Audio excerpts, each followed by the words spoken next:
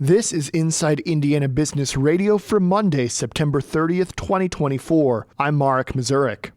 As it continues its push to open a casino in New Haven, executives with Full House Resorts are talking to both lawmakers and officials in Rising Sun. In order to get approval from legislators, Full House likely needs to work out a financial agreement with Rising Sun, where it is the town's largest employer and taxpayer.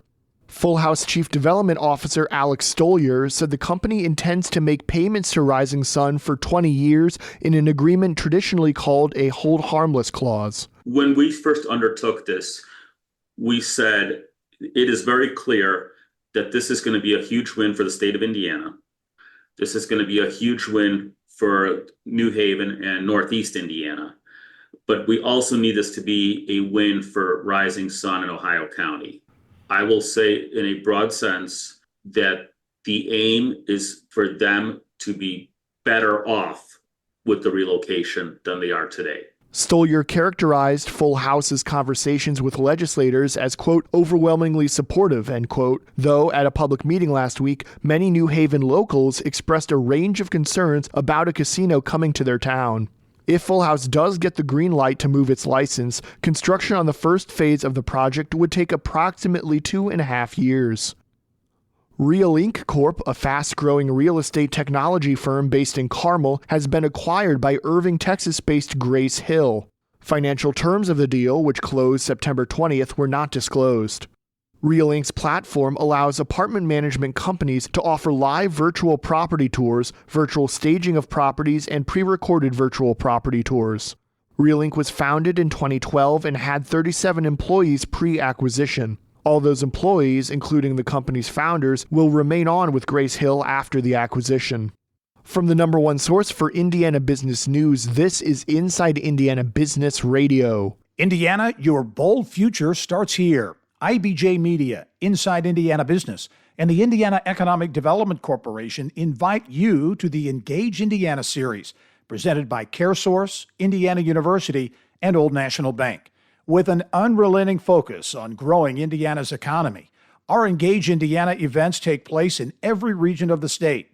Discover when we'll be in your area at ibj.com/engage.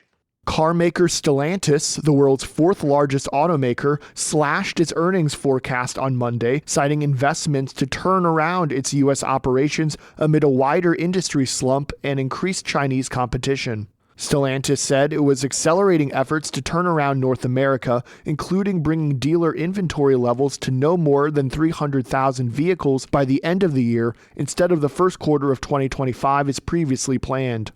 The action is on the back of a decrease in shipments of 200,000 vehicles in the second half of this year compared with a year earlier. The company will offer higher incentives on 2024 and older models.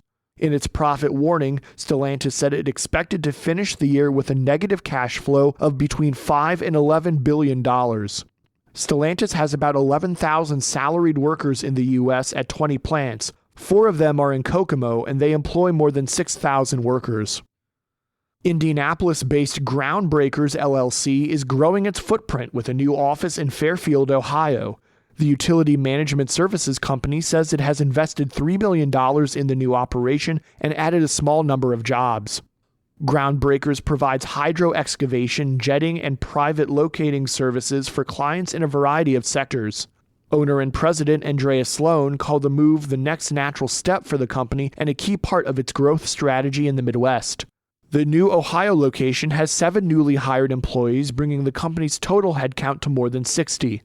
Groundbreakers also has locations in Indiana, Illinois, and Kentucky. Sloan assumed full ownership of Groundbreakers in 2021. Since then, the company said it has grown exponentially and was included in the Indianapolis Business Journal's Fast 25 list for the past 2 years. Fort Wayne-based Metal X LLC has announced a new leader for its aluminum slab business that will be housed at the company's planned $300 million campus in Defiance, Ohio. Stan Gish will serve as president and chief operating officer of MMX Aluminum, which is expected to be in operations by 2027. Gish previously served as vice president of operations at Tri-Arrows Aluminum, Inc. in Louisville and has also held numerous leadership roles at Logan Aluminum in Kentucky.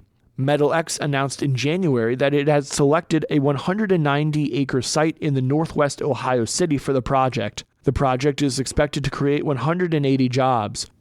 Racer and mechanical engineer Saber Cook is this week's guest on the Business and Beyond podcast hosted by Gary Dick, presented by PNC. A weekly conversation with high-profile Hoosiers in business, sports, entertainment, and beyond. Available now from your favorite podcast provider. I'm Mark Mazurek for Inside Indiana Business Radio On Demand.